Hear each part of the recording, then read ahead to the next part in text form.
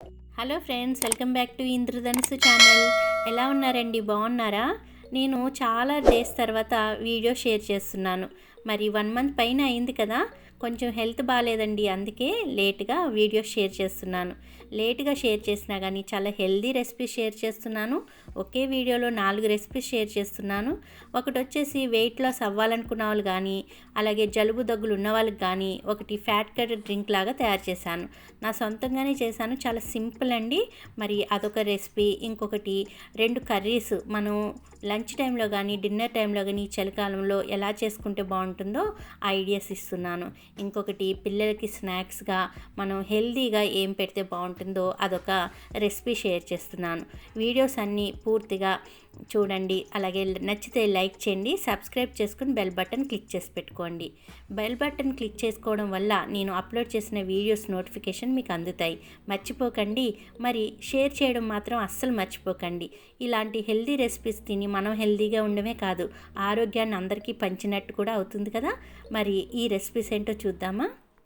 ముందుగా పచ్చిమిరపకాయలు చీల్చుకుని, అలాగే ఉల్లిపాయ ముక్కలు కట్ చేసుకుని, వెల్లుల్లిపాయలు ఇలా కచ్చాపచ్చాగా దంచుకొని, క్యాబేజీని చిన్న ముక్కలుగా కట్ చేసుకుని, అలాగే కీరా ముక్కల్ని సన్నగా చిన్నగా కట్ చేసుకుని రెడీ చేసి పెట్టుకోండి.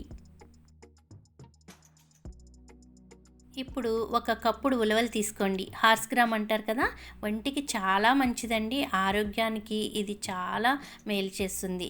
మరి షుగర్ని కంట్రోల్ చేస్తుంది. అలాగే వెయిట్ లాస్ అవ్వాలనుకున్న వాళ్ళకి ఇది ఒక మంచి రెసిపీలా యూస్ చేసుకోవచ్చు. మరి ఈ ఇంగ్రీడియంట్స్తో ఎన్నో రెసిపీస్ చేస్తూ ఉంటాను నేను. మరి ఈరోజు చేసే వాటిని మీరు తప్పకుండా పూర్తిగా చూసి వండే విధానాన్ని ఎలా వండాలి, ఎలా చేయాలి, హెల్దీ వేలో ఎలా చేసుకోవాలి అనేది, ఏ నూనె వాడితే బాగుంటుంది అనేది మరి పూర్తిగా చూడండి. ఈ కప్పుడు ఉలవల్ని శుభ్రంగా 2-3 సార్లు కడిగేసుకోవాలి. ఇక్కడ కుక్కర్లో వేసి నేను విజిల్ చేసి పెడుతున్నానండి. మన వాతావరణం బట్టి మనం విజిల్స్ పెట్టుకోవాలి. మేము ఆస్ట్రేలియాలో సమ్మరే కాబట్టి నేను ఒక కప్పుడు ఉలవలకి 2 కప్పుల నీళ్ళు వేసుకొని 2 విజిల్స్ పెట్టాను. ఆస్తమా పేషెంట్లకు కూడా ఈ చలికాలంలో చాలా మంచిదండి. మరి ఇప్పుడైతే మీడియం ఫ్లేమ్లో పెట్టి ఉలవల్ని 2 విజిల్స్ వచ్చే వరకు ఉడకబెట్టేశాను. ఇప్పుడు చూడండి, పప్పులు బద్దలుగా ఉడికాయి, మరి మెత్తగా ఉడకలేదు. ఇందులో ఎక్స్ట్రా ఉన్న ఉలవల నీరుని మాత్రం సైడ్ తీసి పెట్టుకోవాలి. ఇలా ఉలవలు మాత్రం ఒక గిన్నెలో వేసుకుని పక్కన పెట్టుకోవాలి. ఇప్పుడు వీటితో ఎలాంటి రెసిపీస్ చేస్తానో చూడండి. ఇప్పుడు ఈ ఉలవల నీటితో ఫ్యాట్ కటర్ డ్రింక్ ఎలా చేయాలి, ఎప్పుడు తాగాలి, అలాగే దగ్గు జలుబులు తగ్గాలంటే ఏ విధంగా తీసుకోవాలనేది మీకు చూపిస్తాను. మనం ఈ ఫ్యాట్ కటర్ డ్రింక్ని రోజుకు ఒకసారి తాగుతాం కాబట్టి, మరి రోజు ఒకసారి ఏ కాలంలో అయినా తాగే విధంగా చేసుకోవాలంటే కొద్దిగా హిమాలయ సాల్ట్, అలాగే నిమ్మరసాన్ని యాడ్ చేసుకోండి.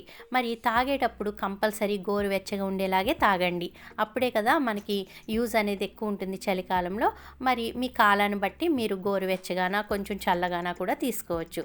ఇలా నిమ్మకాయ రసం పిండడం వల్ల ఏ కాలంలో అయినా తీసుకోవచ్చు. ఎక్కువ వేడివే ఎక్కువ చెలువ అనేది జరగదనమాట. ఇలా గోరువెచ్చని నీళ్ళు ఎక్కువ కలుపుకుని పల్చడిగా తాగండి. వెయిట్ లాస్ అవ్వాలి అనుకున్న వాళ్ళు పల్చగా తాగండి. డైలీ తాగుతారు కాబట్టి ఈ వేలో ఫాలో అవ్వండి. ఇంకా జలుబు దగ్గులు తగ్గాలనుకున్న వాళ్ళైతే పావు గ్లాస్ చొప్పున, అంటే చిన్న కప్పులో పావు, టీ తాగే కప్పులో పావు కప్పు చొప్పున 2 పూట్ల తాగండి. ఇంకా పిల్లలకి స్నాక్స్ వచ్చేసి ఆలివ్ ఆయిల్ అంటే చాలా మంచిదని వింటూనే ఉంటాం కదా.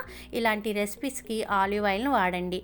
ఇంకా ఎండుమిరపకాయలు తినరు, మరీ చిన్నపిల్లలు అంటే పెప్పర్ పొడో లేకపోతే పొడి కారం వేయకుండానే జస్ట్ పోపు వేసుకోండి. ఇలా కొంచెం వేగించాక మనం ఇందులో ఉడకబెట్టిన ఉలవల్ని వేసేసి ఒక 2-3 నిమిషాలు వేయించుకోవాలి. ఇందులో కొత్తిమీరని తరిగి వేసుకోండి. నేను కొత్తిమీరని స్టోర్ చేసుకుని పెట్టుకున్నాను. ఇలా కచ్చాపచ్చాగా చేసుకుని, ఇంకా ఇందులో ధనియాల పొడి, అలాగే చిటికెడు పసుపు వేయండి. పసుపు కూడా వేడే కాబట్టి కొంచెం కలర్ఫుల్ కోసం. ఇంకా హిమాలయ సాల్ట్ వేసి ఒక 2 నిమిషాల పాటు బాగా మగ్గనివ్వండి. ఇప్పుడు దీన్ని హెల్దీ వేలో ఎలా తయారు చేసుకోవాలో చూపిస్తాను. ఇప్పుడు ఈ పోపు వేసుకున్న ఉలవలతో మనం 3 రకాల సలాడ్ లాగా తినవచ్చు. అదేంటో చూడండి. ఇలా పోపు వేసుకున్న ఉలవలను ఒక బౌల్లో తీసుకుని డైరెక్ట్ అలాగే కమ్మగా తినేయచ్చు. లేక అందులో ఉల్లిపాయ ముక్కలు, అలాగే నిమ్మరసం కలుపుకొని కమ్మగా పుల్లగా కూడా తినొచ్చు. చలికాలం వాళ్ళు కూడా తినొచ్చు, సమ్మర్లో ఉన్న వాళ్ళు కూడా తినొచ్చు. మేము ఆస్ట్రేలియాలో ఉంటాం కాబట్టి ఉలవలు వేడి చేస్తాయి, ఎండాకాలం కాబట్టి ఉల్లిపాయ ముక్కలు నిమ్మకాయ రసం కలుపుకొని తీసుకోవచ్చు. అలాగే ఇండియాలో వింటర్ కాబట్టి మీరు ఉలవ ఉలవల క్వాంటిటీ కొంచెం ఎక్కువ తీసుకుంటే సరిపోతుంది. ఇంకొక రెసిపీ వచ్చేసి కీరా ముక్కలు సన్నగా తరుక్కుని పెట్టుకోండి. అందులో పెరుగు, గడ్డ పెరుగు వేసుకోండి. కొద్దిగా నీళ్ళు వేసుకొని చిక్కటి సలాడ్ లాగా చేసుకోండి. నేను ఆస్ట్రేలియాలో ఉండడం వల్ల ఇండియాలో ఉన్న వింటర్ సీజన్ వాళ్ళకి, మళ్ళీ ఆస్ట్రేలియాలో ఉన్న సమ్మర్ సీజన్ వాళ్ళకి అందరికి యూజ్ అయ్యేలాగా ఈ వీడియో మొత్తం షేర్ చేయడం జరిగిందండి. మరి లైక్ చేయండి నచ్చితే తప్పకుండా. ఇప్పుడు కీరా మనం పెరుగు కలుపుకున్నాం కదా, అందులో పోపు వేసుకున్న ఉలవలు వేసుకొని సలాడ్లా తీసుకోవచ్చు. మరి సమ్మర్లో ఉన్నారా ఉలవలు తగ్గించుకోండి, వింటర్లో ఉంటే కనుక ఉలవలు పెంచుకోండి. అంతే. నెక్స్ట్ రెసిపీస్ చూద్దామా మరి. రెగ్యులర్గా అందరూ చేసుకునే కూరలే, కాకపోతే నేను చేసే విధానంలో కొద్దిగా డిఫరెంట్. ఆ డిఫరెంటే టేస్ట్ని పెంచుతుంది, మనకి టైం ఆదాని చేస్తుంది. మరి ఆ కూర ఏంటో చూడండి. ఒక గిన్నెలో ఆవాలు, జీలకర్ర కొద్దిగా నూనెలో వేయించుకోండి. అందులో దంచిన వెల్లుల్లి రెబ్బలు, అలాగే పచ్చిమిరపకాయలు, ఉల్లిపాయ ముక్కలు. ఇక్కడ ఉల్లిపాయలు అనేవి ఎక్కువ పట్టవండి, కొద్ది ముక్కలు వేసుకుంటే సరిపోతుంది. ఒక చిన్న పాయ అయితే సరిపోతుంది. ఇలా కట్ చేసుకొని దోరగా వేయించుకోవాలి. క్యాబేజీ కూర అంటేనే లంచ్ బాక్స్లో పెట్టాలన్నా భయపడతారు. స్మెల్ వస్తుంది, మూత తీయంగానే వాసన వస్తుంది. క్యాబేజీ కూర అంటేనే మొహం మార్చేసుకునే వాళ్ళు చాలామంది ఉంటారు. కానీ ఒక్కసారి క్యాబేజీ కూర ఇలా చేసుకుంటే కనుక 100% చాలామందికి నచ్చుతుంది. ఒక్కసారి అయితే ట్రై చేయండి. ఇలా దోరగా వేయించిన ఉల్లిపాయ ముక్కల్లో క్యాబేజీని సన్నగా తరిగి కడుగు పెట్టుకున్నాం కదా, అవి వేసేసుకొని మూత పెట్టి మగ్గనివ్వాలి. ఇలా ఒకసారి కలిపేసి మూత పెట్టి మగ్గనివ్వాలి. ఇందులో మనము ఇంగ్రీడియంట్స్ అనేవి చాలా తక్కువ వాడతాము, ఎక్కువ టైం కూడా పట్టదు, త్వరగా అయిపోతుంది.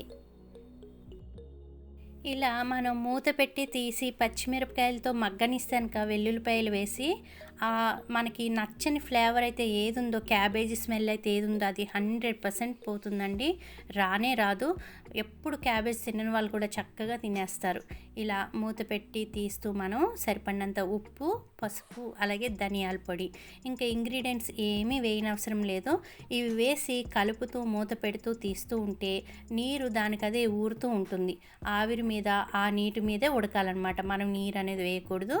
ఇలా ఫ్రై లాగా అయ్యే వరకు, నీరంతా పోయి మనకి ఫ్రై లాగా అయ్యే వరకు మనం దీన్ని కలుపుతూ ఉండాలి.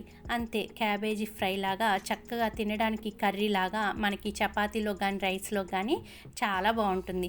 కరివేపాకు, కొత్తిమీరలు వేసుకొని పూర్తిగా నీరంతా పోయే వరకు మనం ఫ్రై చేసుకోవడమే.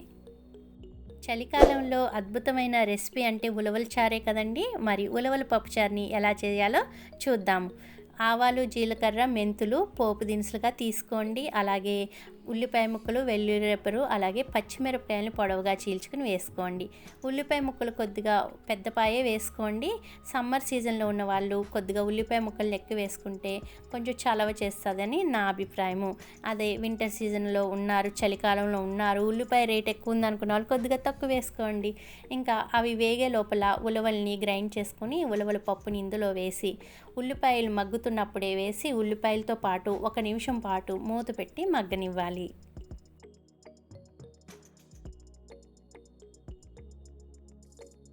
మగ్గిన పప్పులో కొద్దిగా నీరు వేసి పప్పుని కొంచెం పల్చగా చేసుకోవాలి. ఇప్పుడు సరిపడినంత ఉప్పు, అలాగే పసుపు, కారము, ధనియాల పొడి. ఇక్కడ పప్పుచారు క్వాంటిటీని బట్టి మీరు ఈ క్వాంటిటీస్ వేసుకోండి. వీటన్నిటినీ వేసి ఒకసారి పూర్తిగా కలుపుకొని మూత పెట్టి మగ్గనివ్వండి. ఇలా చేస్తే పప్పుచారు చాలా టేస్ట్ వస్తుంది. 1కి 10 సార్లు ఎందుకు చెప్తున్నానంటే చేసే విధానాన్ని ఫాలో అయితే కనుక మీరు డెఫినెట్లీగా కొత్త రుచిని టేస్ట్ చేస్తారు. ఇలా మూత పెట్టి మగ్గనిచ్చిన దాంట్లో చింతపండు గుజ్జుని వేస్తున్నాను. చింతపండు చిన్న నిమ్మకాయ సైజ్ అంతా తీసుకొని ఒకసారి కడిగి మనం విడదీసి చింతపండుని నానబెట్టేసుకోండి. ఇలా నానిన చింతపండుని నేను యాజ్ ఈజ్ డైరెక్ట్గా వేసేస్తానమాట. ఒక్కొక్కసారి టైం ఉంటే అదే చింతపండుని రసం తీసి వేస్తాను. నాకు టైం బట్టి నేను వంటలు చేసేస్తూ ఉంటాను. సో పాతకాలంలో కూడా ఇలాగే వేసేసేవారు చింతపండు డైరెక్ట్గా. సో ఇలాగే ఎక్కువ వండుతూ ఉంటాను. ఇలా చింతపండు గుజ్జు వేశాక ఒక 10 నిమిషాల పాటు మీడియం ఫ్లేమ్లో పెట్టి బాగా మసలనివ్వండి. ఇక్కడ వచ్చేసి కరివేపాకు, కొత్తిమీర మీకు పాత ప్రీవియస్ వీడియోలో చెప్పాను కదా, 1 ఇయర్ అయింది ఇది కరివేపాకు. చూడండి ఇంకా అలాగే ఉంది. ఎలా స్టోర్ చేసి పెట్టుకోవాలి ఫ్రిడ్జ్లో అనేది నేను ఒక వీడియో చేశాను కదా, అదే కరివేపాకు. ఇంకా కొత్తిమీరని కూడా నేను నిలవ ఉండాలి అని స్మాష్ చేసి ఒక గాజు సీసాలో పెట్టుకుంటా ఫ్రిడ్జ్లో. సో ఒక స్పూన్ వేసుకొని మసలు పెడుతున్నాను. ఇలా హెల్దీ వేలో మీరు లంచ్ అలాగే డిన్నర్ రెసిపీస్ తయారు చేసుకుంటే ఆరోగ్యం ఎక్కడో ఎందుకు ఉంటుందండి, మన చేతుల్లోనే ఉంటుంది కదా. మరి తప్పకుండా ఇలా హెల్దీ వేలో మరి తీసుకోండి. నేను ఇక్కడ వచ్చేసి రైతా, ఇంకా ఉలవల పప్పుచారు, క్యాబేజీ కర్రీతో ఈరోజు లంచ్ ప్రిపేర్ చేశాను. డిన్నర్ కూడా ఇదే ఉంటుంది. కాకపోతే కొంచెం మనకి పెరుగు అనేది తగ్గించుకుంటాము. నైట్ పూట పెరుగు అనేది తక్కువ పెడుతూ ఉంటా పిల్లలకి. సో మీరు హెల్దీ వేలో ఇంకేమన్నా రెసిపీస్ కావాలనుకున్నా, ఐడియాస్ కావాలన్నా, టిప్స్ కావాలన్నా, హెల్దీ టిప్స్ కావాలన్నా మరి కామెంట్ సెక్షన్లో అడగండి. తప్పకుండా రెస్పాండ్ అవుతాను. మరిన్ని మంచి వీడియోస్తో మళ్ళీ కలుస్తాను. అప్పటి వరకు సెలవు. Have a nice day. Bye bye.